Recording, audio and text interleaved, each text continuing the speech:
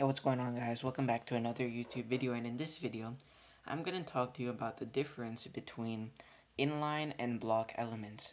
So without any further ado, let's get started.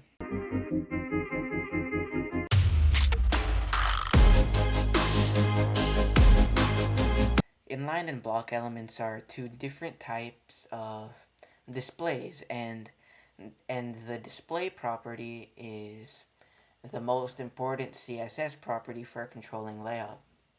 So what the display property does is it specifies how an element is displayed. The default display value for most elements is either block or inline, and I'm going to tell you the difference between block and inline today. So let's start with the block level elements. So a block level element always starts on a new line and takes up the full width available. So it stretches out to the left and right as far as it can. So if you've seen some of my previous videos, you'll see that, sometimes when I show examples, you'll see that the paragraph tags and the headers, so the P, the H1, all the way to H6, those tags are two of the most common tags that are in block level elements because they extend all the way. They take up the full width that's available.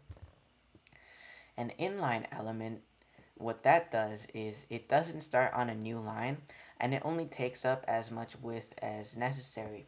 So an example of an inline element is an A tag, or like a link, so kind of like this. So this href, this is an inline element because it doesn't expand out to take the whole screen. It doesn't take the whole width of the screen. It just takes as much width as is needed for it to work. So the paragraph tag, this is a block element, and the A tag is an inline element.